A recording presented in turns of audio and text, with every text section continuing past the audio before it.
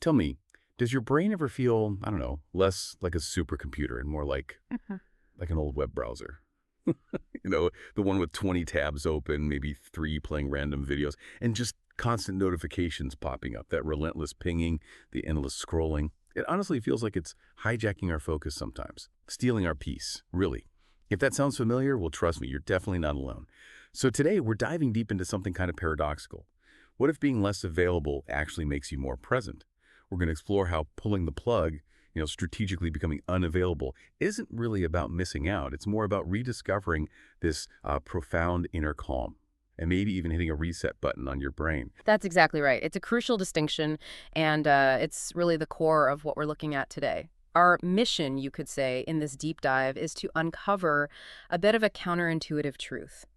In this hyper-connected world we live in, finding true clarity, that lasting inner peace, it might not come from adding more information, but maybe from strategically, carefully removing some of it. We've looked at some fascinating sources, especially one called Digital Detox. Unavailability resets your brain. And what it suggests is that unavailability isn't some kind of void or, a punishment. It's actually a powerful catalyst for cognitive restoration. Okay, let's unpack this a bit. We all feel it, right? This pull towards our devices, like an invisible leash. But why? Beyond just habit, what's maybe a surprising reason we stay so hooked, even when we consciously, want to disconnect? Well, it's complex. The sources really break down what they term the modern overload, Good. that constant ding. It's not just a simple dopamine hit, although that's part of it. It's actually tapping into something neuroscientists call an intermittent variable reward system. Okay, intermittent variable reward. Like a slot machine. Exactly like a slot machine. It's the unpredictability. You don't know when the next notification will arrive or what it will be. And that uncertainty, that randomness, makes it incredibly addictive. It's less about getting a reward every time and more about the anticipation, the chance of a reward. It keeps us pulling that digital lever, just in case we miss that one important message or update. Research shows this makes the urge to check way stronger than if rewards were predictable. And this directly fuels that fear of missing out. FOMO, which is so pervasive now. Studies on social media's reward pathways show this isn't just like social anxiety, it's deeper. It's a neurological response. We get conditioned to believe that being offline means missing. Well, missing everything. Opportunities, connections, maybe even part of who we are. Wow, the slot machine analogy, it makes so much sense why it's so incredibly hard to just put the phone down. But what about the idea that being connected makes us more productive? I mean, I feel like I have to be online constantly just to keep up with work. Right, and that's the illusion of productivity that our sources really take apart. We might feel busy bouncing between tasks, answering emails instantly, but research on what's called continuous partial attention shows the opposite is true. Continuous partial attention. Yeah, our focus gets fragmented, sliced into tiny, shallow pieces. You're trying to write something, glance at a text, check email, back to the writing, and each switch has a cost, a cognitive cost. It takes mental energy to disengage and re-engage. Some studies suggest it can take, get this, an average of 23 minutes and 15 seconds to fully get back into deep focus after a significant interruption. Sorry, 3 minutes. Seriously. Seriously. So you might be touching a lot of bases, but you're not really engaging deeply with much at all. And if we look at our brains on notifications, recent neuroimaging findings from just this year actually show a clear physiological impact. It's not just a feeling. We see activation in the amygdala, the brain's alarm center, so stress levels go up. And the prefrontal cortex, which handles focus and decision-making, gets overloaded, less efficient. This affects our attention span, sure, but also things like sleep quality. It's like a constant low-level neurological strain. Okay, wow. 23 minutes to refocus. But yeah, that really puts it in perspective. It's not just in our heads. Yeah. Our brains are literally being taxed. But let's be real for a second. For a lot of us, manning jobs, family stuff, being available feels less like a choice and more like, a necessity. How do we square that need for deep work with the real pressure for instant replies? Because that feels like the crux of it for many people. That's a really important question, and the source material does acknowledge it. It's not necessarily about total disconnection for everyone all the time. It's more about strategic disconnection. We'll definitely get into the how-to later on. But first, it's crucial to understand the cost of being always on. Because, as the research points out, this constant digital barrage, it does more than just make us tired. It can actually harm our cognitive functions over time, which leads us to what the sources call the brain drain. Right, the brain drain. This is where it gets really interesting, maybe a little alarming too. What does this constant flood of information, these interruptions, actually do to our thinking long term? What are those effects we might not even notice day to day? Yeah, the mechanisms are quite revealing. One key idea is something called attention residue. Attention residue, like Mhm. leftover thoughts. Exactly.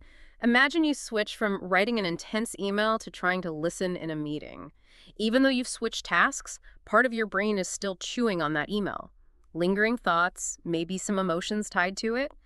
Recent studies show this isn't just a minor thing, it's a significant cognitive cost. Your brain isn't fully present in the meeting because it's still partly processing the last thing. It's like mental static, basically. Prevents full engagement. Okay, I can totally picture that. Then there's the impact on creative thinking. When our minds are constantly taking in external stuff, there's just no room left. No quiet space for original ideas to bubble up. You know that diffuse mode thinking? The kind that happens when you're like showering or going for a walk, not actively focusing. Yeah, when the best ideas seem to just pop into your head. Right. That's essential for creativity, for making those unexpected connections. But if we're always on, always reacting, we starve that process. We suppress the brain's default mode network, which is active during that mind wandering. We essentially shut down the brain's creative playground. And finally, there's what the sources call the silent anxiety. This constant expectation, that you need to respond instantly to everything, texts, emails, comments. It creates this low-grade, persistent stress. It often flies under the radar until it really builds up. Like that feeling when you think your phone vibrated, but it didn't. Exactly. Phantom vibration syndrome is one manifestation, but it goes deeper. Psychological surveys are linking this chronic expectation to elevated cortisol levels. Cortisol is our main stress hormone. Having it constantly high keeps us in a sort of perpetual low-level fight-or-flight mode. And that impacts everything: immune system, emotional regulation. It's a slow burn towards burnout. That paints a pretty stark picture. Our brains are constantly under siege, biologically reacting. No wonder our attention feels shot, and peace of mind is hard to come by. But you mentioned an antidote earlier, a way to push back against this brain drain. Yeah. So what actually happens? What are the specific positive things that shift in our brains when we intentionally step back and embrace being unavailable? Ah, yes. This is the power of unavailability. And it's genuinely exciting, actually. The most immediate thing people notice is reclaiming their attention, just by cutting out the external noise, focusing inward. Research shows documented improvements in working memory, task engagement. It's like clearing clutter off your mental desktop. Suddenly, your cognitive resources aren't tied up managing interruptions. They're available for the task at hand. You can actually think clearly again. Okay, that makes sense. Less noise, more focus. But it's more than that. Neuroplasticity comes into play here. Our brains are adaptable. Periods of digital quiet can literally help your brain rewire itself for better focus, for more calm. Studies looking at brainwaves during digital detoxes or even just meditation show real changes. Like an increase in alpha waves, those are linked to relaxed alertness. And strengthening the neural pathways for impulse control, it's like you're training your brain to be less reactive, more intentional, rebuilding that capacity for sustained focus. So you can actually, retrain your brain to resist the constant urge to check. To a degree, yes. And this leads to those wonderful aha moments. Boredom, it turns out, is incredibly important. Counterintuitive, maybe, but true. Uninterrupted thinking without constant external prompts is crucial for problem solving, for insights. Cognitive science talks about incubation periods. You wrestle with a problem, then step away. And often the solution comes when you're not actively thinking about it. Your subconscious is working away in the background. Disconnecting gives your brain that necessary quiet space to process, make those novel connections, and deliver those flashes of clarity. So being strategically unavailable isn't about checking out. It's about checking in with your own brain in a more powerful way. It really does sound like the ultimate brain reset button, letting it unlock its potential instead of just reacting all the time. But, okay, the how. That's always the tricky part, isn't it? You might be listening and thinking, okay, this sounds amazing, but how do I actually do it? How do I build this into my life without everything falling apart? Well, luckily, this deep dive offers a kind of blueprint for that. It does. Our sources lay out your digital detox blueprint, and the emphasis is really on boundaries, not total bans. Sustainability is key. So think actionable strategies, like designating specific notification-free zones, maybe the dinner table or your bedroom. Right, places where connection should be real world. Exactly. Or setting up dedicated deep work blocks. Times when you proactively silence all alerts for, say, 90 minutes to really focus. These aren't just random rules. They come from productivity experts, corporate wellness programs. They show that consistency is more effective than trying to go cold turkey. You're essentially training your environment and yourself to respect these quiet periods. I like that idea of training your environment too. Then there's what's called the offline first approach. This means consciously prioritizing real-world stuff before you grab your device. So maybe when you wake up, instead of checking your phone immediately, you make coffee, chat with someone, read a physical page or two. Behavioral economics research shows this simple habit helps re-engage your prefrontal cortex in decision-making. You're choosing your first action, not defaulting to the digital reflex. Building a buffer zone at the start of the day. Precisely. It anchors your day in the real world first, strengthens willpower against those digital temptations later on. And finally, actively designing your digital environment. This is about practical tweaks. Decluttering apps you don't really need. Disabling all non-essential notifications seriously, most of them aren't vital. Think about user experience design, but apply it to your own life. Make your tech serve you. Maybe use grayscale mode sometimes. Move distracting apps off the home screen. Turn off those little red notification badges. Small changes that reduce the constant pull. Make being offline the easier default. It really sounds like this isn't just a nice to have anymore, is it? Strategic disconnection. Yeah. It feels more like a fundamental pillar of well-being now, like sleep or nutrition or exercise, a non-negotiable for a healthy, productive, and frankly more peaceful life. It's about designing your life intentionally. Absolutely. And the benefits aren't just temporary. They compound over time, leading to what we could call a smarter, calmer you. First, it's about sustaining the shift. Integrating these unavailable periods into your routine makes them habitual. Longitudinal studies show this consistent practice actually builds new neural pathways for self-regulation. Your brain physically learns to be less jumpy, more focused on your internal priorities. It builds resilience. So it gets easier over time. It does.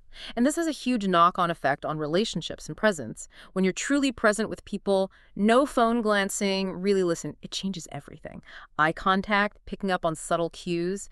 Digital distractions sabotage that. Being unavailable to your device makes you available to the person in front of you. Our sources stress how this strengthens social bonds, reduces loneliness, which is a huge issue today. Relational psychology research backs this up. Undivided attention fosters real connection. You're not just with them, you're actually there. Yeah, exactly. And ultimately, it's about reclaiming your mental real estate, that inner space. Intentional disconnection brings a kind of peace and clarity that's hard to find otherwise. It demonstrably improves overall mental well-being, reduces burnout symptoms. Think of your mind like a garden. Constant input is like throwing seeds everywhere without weeding or watering. Unavailability is the cultivation. It allows for reflection, self-awareness, a sense of calm purpose. It's really incredible that just stepping away strategically can ripple outwards into so many positive changes how we think, feel, connect. It feels like such an empowering and honestly necessary approach for navigating this modern world. So we really dug into this profound shift that happens when you disconnect from the constant digital noise. We've seen how intentional unavailability isn't about deprivation. It's about restoration, restoring clarity, enhancing peace. It feels like a vital way to future-proof our minds. Definitely. And maybe, as a final thought for everyone listening to consider, what if the real secret to unlocking your brain's potential isn't about more engagement, more data, more connection? What if it lies in the deliberate, strategic act of not engaging sometimes, allowing that crucial space for your own thoughts to surface, for insights to emerge, for real connection to happen? Maybe that step away from the noise is the most productive, enriching dive you can take, the dive inward.